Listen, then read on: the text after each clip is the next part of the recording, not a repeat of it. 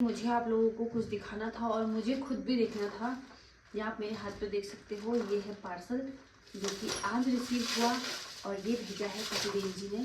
Packing तो बड़ी मस्त कर रखी है और बाकी जो ये पन्नी है ना, इसको खोलने में बड़ा मजा आता है। और आज इतना ज्यादा ठंडा है ना कि मुंह से आप देख रहे होंगे कि हल्का हल्का धुआं भी निकल रहा है। बाकी अब मैं आपको दिखाती हूँ कि कितनी ठंड है। पहले तो आप मौसम को देख के लगा लो कैसा, तो पहले कोहरा लगा है आज देहरादून में। तो यूवी बोल रहा है कि मेरे को भी लेके जा। तो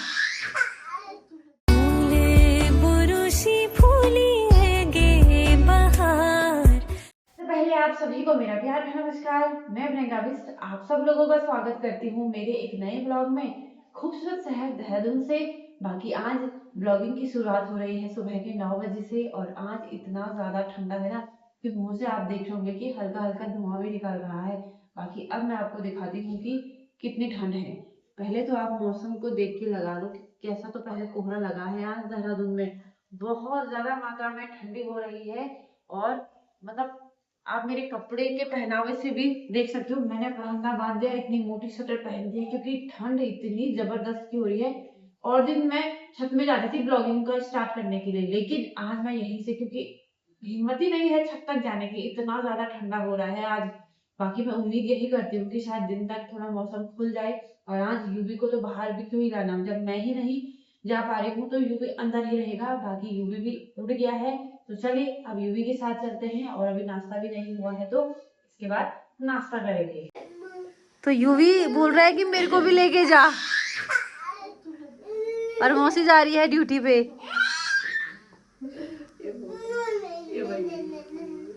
भाई ली जाए, बाय। तो अभी बाहर हल्की सी धूप आ गई है और अभी बज रहे हैं 11। तो 9 बजे से लेके अभी 11 बजे आई है धूप। और देखिए, और यहाँ यूवी छोटे बच्चे कहाँ अंदर रहते हैं, बड़ी मुश्किल से मैंने इसको अंदर में रखा है। आजा यूवी आ, वहाँ ना बगुआ है, वहाँ ठंडा है बाहर। और अभी बज रहे हैं दिन के 12 और अभी थोड़ी धूप अच्छी लग गई है। 11 बजे हल्की धूप थी तो मैंने बोला थोड़ा यूवी को भी लेके आ जाती हूँ मैं, वरना ना ये अंदर भी परेशान कर रहा है। बाकी आज उसने टोपी पहन ली है, मतलब बहुत कम है कि यूवी टोपी पहनता है, इसलिए हम उसको हुडी लेते हैं जिसमें कि टोपी रहती है, तो वो उसको पहन लेता है। लेकिन अलग से अगर टोपी लगाओ ना तो उसको उतार देता है वो, पर आज उसने थोड़ा पहनी हुई है। और अभी वो खेल कर रहा है, देखो यूवी ये गिर गया ये ले। तो अभी बज रहे हैं दिन के 1।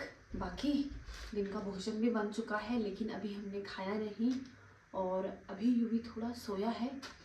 तो मैंने बोला तब तक मैं आप लोगों को भी दिखा देती हूँ और मैं भी खुद देख लेती हूँ, क्योंकि अगर यूवी उठ गया ना तो उसके बाद चलो खाना जैसे तैसे के खा लेंगे, एक पकड़ेगा तो दूसरा खा लेगा, लेकिन वीडियो नहीं बन पाएगी, है कि नहीं। तो ये है कि मुझे आप लोगों को कुछ दिखाना था और मुझे खुद भी देखना था। ये आप मेरे हाथ पे देख सकते हो, ये है पार्सल जो कि आज रिसीव हुआ और ये भेजा है पतिदेव जी ने मेरे लिए। जैसा कि मैं वीडियो बनाती हूँ तो कई बार आप लोगों ने देखा होगा कि जैसे मैं कल सब्जी मंडी गई थी और परसों मैं गई थी मॉल ऑफ देहरादून, तो जहाँ पे ज़्यादा शोर होता है ना वहाँ पे आप लोगों को मेरी आवाज़ सुनाई नहीं देती होगी, और अगर मैं थोड़ा ज़ोर से बोलूँगी तो लोग मेरी तरफ देखने लग जाएंगे कि ये इतना ज़ोर से क्या बोल रही है। क्योंकि कई बार मैंने देखा है कि लोग बोलते हैं कि आपकी वीडियोस में आवाज़ नहीं आती है तो आप थोड़ा ज़ोर से बोला करो। तो अगर मैं किसी पब्लिक में चली गई लोगों के बीच और अगर मैं वहाँ पर ज़ोर से बोलूँगी तो लोग बोलेंगे इसको क्या हो गया, है कि नहीं। तो ये है कि तो पतिदेव जी ने मतलब ये भिजवाया है, ठीक है, मतलब ऑनलाइन ऑर्डर किया था तो मुझे आज रिसीव हुआ। तो ये है वायरलेस माइक फॉर यूट्यूब। तो मतलब ये है कि ये एक माइक है, तो इसको मैं लगाऊंगी और उसके बाद आपको मेरी मतलब आवाज़ प्रॉपरली सुनाई देगी। अभी मैंने बिना माइक के वीडियो बनाया है, जब मैं माइक लगा दूंगी उसके बाद आप लोगों को पता चल जाएगा कि आवाज़ कैसी आ रही है और मैं भी खुद देख लूँगी कि प्रोडक्ट कैसा है। क्योंकि कई बार ऐसा होता है कि प्रोडक्ट में कुछ कमी भी आ जाती है तो रिटर्न के लिए भी हम मांग सकते हैं, लेकिन यह है कि पहले देखना पड़ेगा। तो अभी मैं खोल रही हूँ, मैंने कहा मैं खुद भी देखूँगी और आप लोगों को भी दिखाऊँगी। तो वो पूरी पैकिंग है, अभी तक मैंने भी नहीं देखा। तो चलिए इसको खोलते हैं।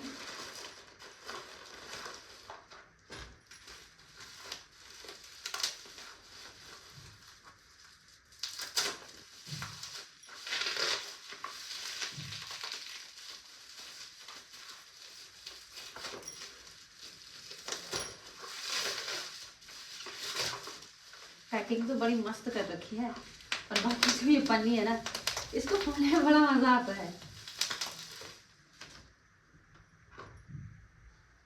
तो कुछ इस प्रकार का है ये माइक। तो चलिए इसको खोलते हैं और देखते हैं कैसा है।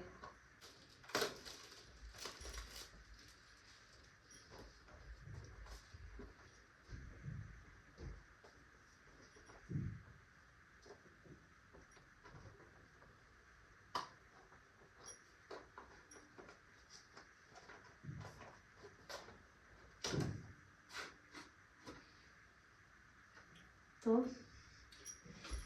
पैकिंग तो मैंने खोल दी है, और अब खोलते हैं माइक को। देखो कितना प्यारा पैकिंग करा है उन्होंने।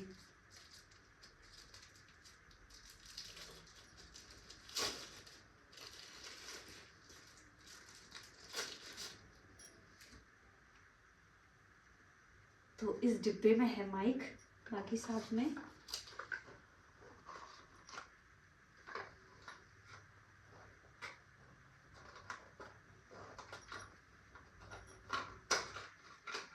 हाँ ये है चार्जर।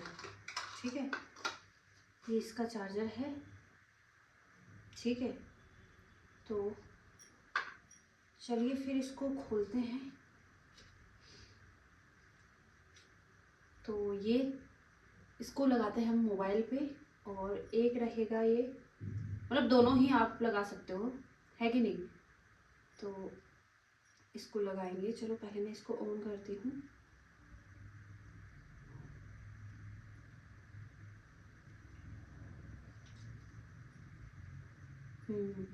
देखो ये ग्रीन लाइट आ गई ना, तो ये ऑन हो गया है। तो चलिए एक बारी मैं इसको मोबाइल में लगाती हूँ और फिर बताती हूँ कि ये ठीक है कि नहीं है। बाकी ये है कि क्या बोलते हैं उसको, अभी आपने बिना माइक के मेरी आवाज़ सुनी है। तो अब मैंने माइक लगा दिया है, और अब आप लोगों को थोड़ा स्पष्ट हो रहा होगा कि अभी मेरी आवाज़ और ज़्यादा क्लियर आ रही होगी, है ना। अभी तक थोड़ी आराम से आ रही होगी, अभी थोड़ा ज़्यादा आ रही होगी। तो यही एक कारण था माइक को लाने का, मतलब जो पतिदेव जी ने जो समस्या का निवारण किया है वो यही थी कि मतलब जैसे शोरगुल वाली जगह में जा रही थी, तो जो कुछ मैं बोल भी रही थी तो वो आप लोगों तक वो चीज़ प्रॉपरली सुनाई नहीं दे रहा था। तो अब आप लोगों को अच्छे तरीके से भी सुनाई दे दिया जाएगा। और ये है कि पतिदेव जी ने तो इतना प्यारा गिफ्ट दिया है, मतलब एक तरीके से प्यारी चीज़ दी है। मतलब मेरी जो समस्या हो रही थी और आप लोगों तक बातें नहीं पहुंच पा रही थी, उसका निवारण कर दिया है उन्होंने।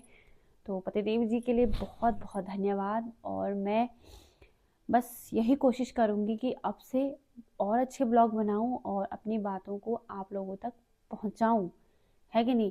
क्योंकि कई बार होता है, जैसे हम किसी फंक्शन में जाते हैं, कई सब्सक्राइबर मिलते हैं, लेकिन वो क्या बोल रहे हैं या मैं क्या बोल रही हूँ वो आप लोगों को स्पष्ट नहीं सुनाई देता है।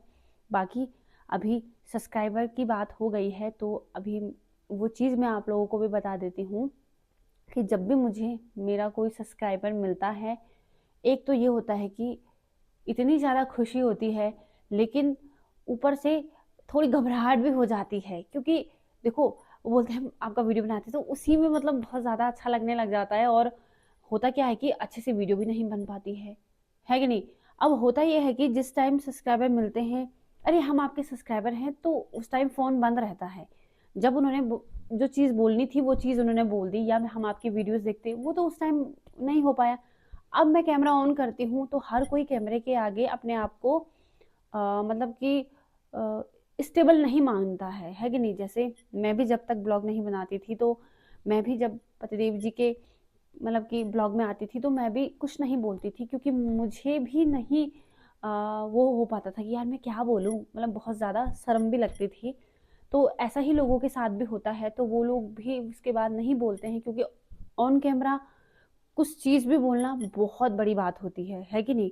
आप ऑफ कैमरा कुछ भी बोल सकते हो, लेकिन ऑन कैमरा कुछ भी बोलना थोड़ा मुश्किल हो जाता है। तो यही मैं आप लोगों को बोलना चाहती हूँ कि आप जो भी सब्सक्राइबर मिलते हैं, अगर मैं कुछ रिकॉर्ड नहीं कर पाती हूँ या प्रॉपर आपकी वीडियो नहीं बनाती हूँ, तो आप लोग प्लीज़ नाराज़ मत होइएगा। और जितने भी सब्सक्राइबर हैं, जो भी वीडियोस देखते हैं, उनका तहे दिल से बहुत बहुत धन्यवाद। और मैं हमेशा आप लोगों का धन्यवाद करूँगी, क्योंकि आप लोग मेरी वीडियोस देखते हो, आपको कहीं ना कहीं अच्छा लगता होगा, है कि नहीं। तो उसके लिए आप सभी लोगों का बहुत बहुत धन्यवाद। पर यह है कि मैं नेक्स्ट टाइम कोशिश करूँगी कि मैं आप लोगों को अच्छे तरीके से दिखाऊँ, क्योंकि होता क्या है कि या तो मैं जल्दबाजी में रहती हूँ या तो सब्सक्राइबर जल्दबाजी में रहते हैं। तो इस वजह से क्या होता है कि वो चीज़ें प्रॉपर नहीं बन पाती। अब कोई सब्सक्राइबर मिला है, थोड़ा 10-15 मिनट भी अगर थोड़ा से बातचीत करे, थोड़ा अपनी बातें बताए या मैं बताऊँ, तो थोड़ा वीडियो बनाने का हो ही जाता है। लेकिन 1 मिनट में हम आपकी वीडियोस देखते हैं, मेरे को भी अच्छा लगा, लेकिन उसी टाइम चले गए या मैं भी चले गई, तो उसमें थोड़ा गड़बड़ हो जाता है सीन।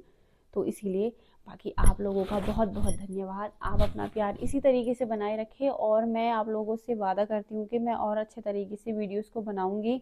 कभी कभी वीडियोस में व्यूज़ नहीं आते हैं और वीडियो नहीं चलती है, उस दिन थोड़ा दुख होता है कि क्या लोगों को मेरी वीडियो पसंद नहीं आ रही है या कहीं पे मेरी गलती हो रही है कि नहीं, क्योंकि होता ही है। तो मैं आगे भी पूरी कोशिश करूँगी और मैं अपनी गलतियों से भी सीखती हूँ, है कि नहीं। आप मेरी पहले की वीडियो और अब की वीडियो देखोगे तो बहुत अंतर मिलेगा आपको, खुद मेरे को भी लगता है जब मैं बोलती हूँ कि यार ऐसा है। मतलब इंसान गलतियों से सीखता है, वो है, ये सच्चाई है। बाकी हम बोलते हैं ना कि अगर कोई भी हम काम कर रहे हैं, ज़रूरी नहीं आपको उसमें सफलता मिले, लेकिन आपको सबक ज़रूर मिलता है, कुछ ना कुछ आप ज़रूर सीखते हो। तो बस सीखते रहना है और आगे बढ़ना है कि नहीं। बाकी पतिदेव जी का बहुत बहुत धन्यवाद, उन्होंने ये माइक दिया है और मेरी जो समस्या है वो अब ख़त्म हो चुकी है और मैं अब अच्छी से अच्छी वीडियो बनाऊंगी। बाकी पतिदेव जी का बहुत बहुत धन्यवाद। बाकी आप लोग भी कमेंट करके बताएं कि आपको कैसा लगा जो मैं ये कि माइक लगाने के बाद जो आवाज़ आपको स्पष्ट रूप से सुनाई दी, है कि नहीं। अब आपको इसका पता तब चलेगा जब मैं किसी शोरगुल वाली जगह में जाऊंगी और वहाँ पे वीडियो बनाऊंगी, तो आपको प्रॉपर सुनाई देगा। बाकी चलिए अब नीचे दिन का भोजन करते हैं और फिर मिलते हैं आप सभी से। तो आज युवान की नानी बना रही है गाजर का हलवा, और युवान को देखो कैसे देखा है ध्यान से, बिल्कुल। तो सबसे पहले गाजर को कद्दूकस किया जा रहा है, और आज माँ किस तरीके से गाजर का हलवा बनाती है वो आपको बताएंगी। ठीक है, बाद में बनाते समय। ठीक ठीक है। युवी ध्यान से देखा है कि नानी किस तरीके से कोर रही है। नानी आप अच्छा नहीं कोर रही, मैं कोरता हूँ, है ना युवी, यही तो नहीं बोल रहा कहीं। तो अभी तक तो मैंने आपको बताया कि माँ गाजर कोर रही है और माँ आपको बताएंगी कि गाजर का हलवा वो किस तरीके से बनाती है। लेकिन अब उल्टा हो गया है, माँ ने बोला कि तू बना गाजर का हलवा ताकि हम भी चखें कि तू किस तरीके से बनाती है। तो मैंने बोला ये भी बहुत बढ़िया है, तो इसलिए अब गाजर का हलवा मैं बनाऊंगी। बाकी मेरा तरीका सिंपल सा है कि प्रेशर कुकर में पहले घी डालो, उसके बाद गाजर को डाल दो जो कद्दूकस किया हुआ है, फिर एक सीटी मार दो, है कि नहीं। तो चलिए शुरू करते हैं। बाकी प्रेशर कुकर में मैंने थोड़ा सा घी डाला है और ये जो गाजर को रखा है इसको डालूंगी अब मैं प्रेशर कुकर में। अभी तो ज़्यादा लग रहा है, लेकिन जब गाजर का हलवा बनता है फिर वो कम हो जाता है।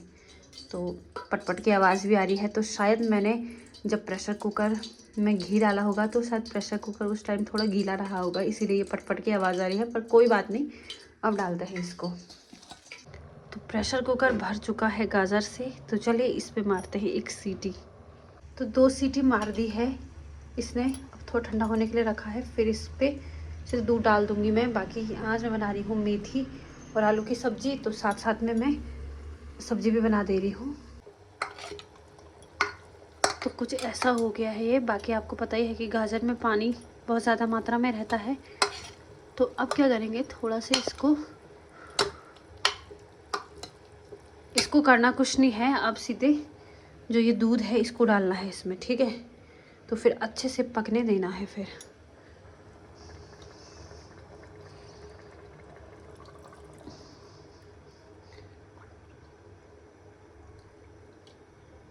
तो गाजर का हलवा पक ही रहा है। इसमें मैंने दूध, चीनी, ड्राई फ्रूट सब डाल दिए हैं। अब इसको थोड़ा देर और पकाना है, फिर बंद कर देंगे।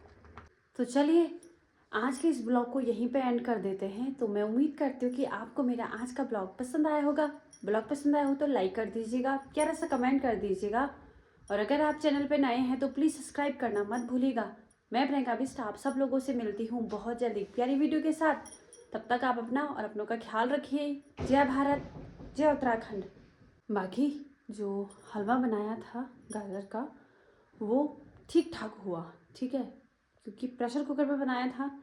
लेकिन अगर आप कढ़ाई में बनाओगे तो ज़्यादा टेस्टी होगा। तो नेक्स्ट टाइम जब मैं कढ़ाई में बनाऊंगी तब आपको पूरा वीडियो दिखाऊंगी। तो मैंने 2 बारी कढ़ाई में बनाया है और 2 बारी मैंने 2 क्या 3 बारी मैंने प्रेशर कुकर में बना दिया है। प्रेशर कुकर में मैं इसलिए बनाती हूँ क्योंकि ताकि जल्दी बने, लेकिन जल्दी बनने के चक्कर में वो उतना टेस्टी नहीं होता जब आपको सब कुछ डालना ही है। दूध भी जाएगा, ड्राई फ्रूट भी जाएंगे, चीनी, घी वगैरह सब जाएगा। तो उससे अच्छा है कि थोड़ा टाइम लग जाएगा तो एटलीस्ट अच्छा तो बन जाएगा, है कि नहीं। तो आप लोग भी कढ़ाई में बनाइएगा, और कढ़ाई में बहुत ही टेस्टी होता है गाजर का हलवा।